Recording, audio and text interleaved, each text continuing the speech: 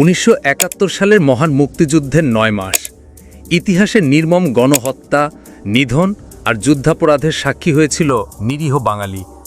আর ঘাতকের ভূমিকায় ছিল পাকিস্তানি হানাদার বাহিনী। এরপর থেকে আজ পর্যন্ত পাকিস্তানের ক্ষমা চাওয়ার ব্যাপারটা ছিল বহুল জিজ্ঞাসিত প্রশ্ন। সাধারণে একটা কথা প্রচলিত আছে যে 1971 সালের কৃত অপকর্মের জন্য পাকিস্তান এখনও ক্ষমা চায়নি। বলা হচ্ছে তাই পাকিস্তানকে ক্ষমা চাইতেই হবে। এদিকে আজ পাকিস্তানের উপপ্রধানমন্ত্রীর বাংলাদেশ সফর কিংবা কিছুদিন আগে পাকিস্তানের পররাষ্ট্র সচিবের বাংলাদেশ সফর ঘিরেও পাকিস্তানের ক্ষমা চাওয়ার ব্যাপারটা সামনে চলে এসেছে। এখন প্রশ্ন হচ্ছে, পাকিস্তান কি কখনো ক্ষমা চেয়েছিল? উত্তরটা হচ্ছে, পাকিস্তান তাদের অপকর্মের জন্য এখন পর্যন্ত নানাভাবে মোট 3 বার ক্ষমা চেয়েছিল।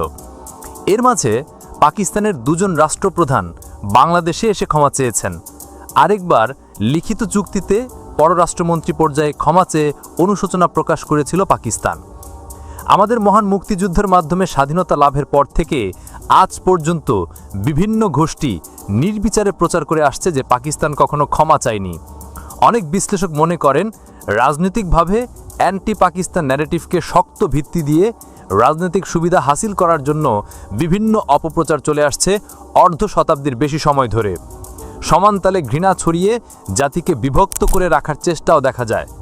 একটি মীমাংসিত বিষয়কে বিতর্কের ঘোড়টপে আটকে একটি রাজনৈতিক হাতিয়ার বানানো হয়েছে বলেও অনেক বিশিষ্টজন মত দিয়েছেন। অনুসন্ধানে দেখা যায় 1974 সালে 9 এপ্রিল এবং 29 জুন এবং 2002 সালে পাকিস্তান 3 দফা ক্ষমা চেয়েছিল।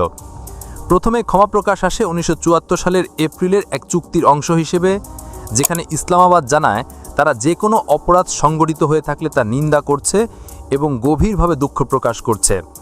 1974 সালের 9 এপ্রিলে চুক্তিতে পাকিস্তান, বাংলাদেশ ও ভারতের পররাষ্ট্রমন্ত্রীরা স্বাক্ষর করেন। এর মাধ্যমে বাংলাদেশে আটক 93,000 পাকিস্তানি যুদ্ধবন্দীকে মুক্তি দেওয়া হয়। চুক্তির অংশ হিসেবে তৎকালীন পাকিস্তানের প্রধানমন্ত্রী জুলফিকার আলী ভুট্টো বাংলাদেশের জনগণের প্রতি আহ্বান জানান অতীতের ভুলগুলোকে ভুলে গিয়ে ক্ষমা করার। 11 April 1974 the new York Times লিখেছিল, বাংলাদেশের কাছে পাকিস্তানের প্রার্থনা।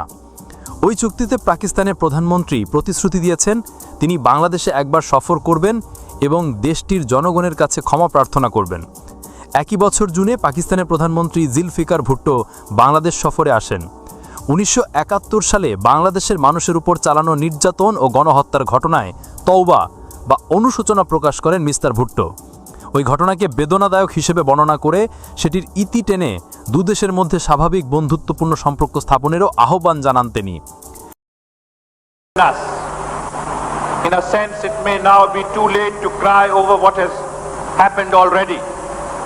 But it is never too late to repent, to say tawbah from the depths of our hearts. As I said earlier, the people of Pakistan respect your decision.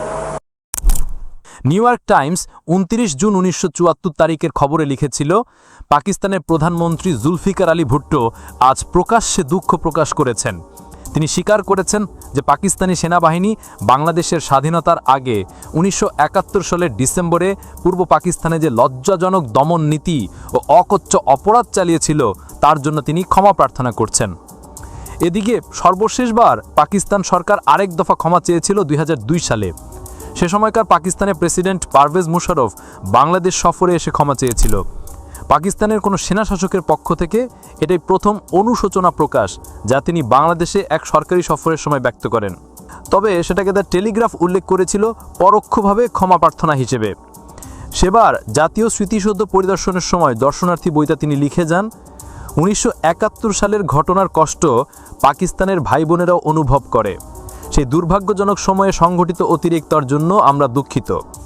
The Telegraph 31 July 2002 তারিখে লিখেছিল, পাকিস্তানের president Parvez Musharraf গতকাল একটি সাহসী পদক্ষেপ নেন যখন তিনি 1971 সালে বাংলাদেশের স্বাধীনতা যুদ্ধ চলাকালীন সংঘটিত নৃশংসতার জন্য পরোক্ষভাবে দুঃখ প্রকাশ করেন। ইতিহাস ও আন্তর্জাতিক সম্পর্কের লিটারেচারে চিরস্থায়ী বন্ধু বা স্থায়ী শত্রু দেশ বলে কিছু নেই।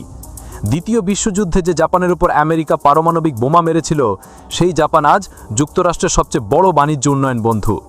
অথচ আমাদের দেশে এখনও জাতীয় ঐক্যের বিপরীতে নানাভাবে বিভক্তির রেখা আঁকতে চাওয়া লোকের অভাব নেই।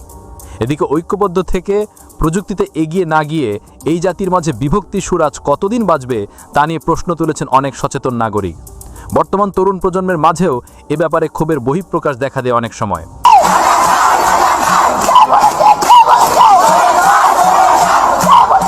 প্রশ্ন হচ্ছে, পাকিস্তানকে আর কতবার ক্ষমা চাইতে হবে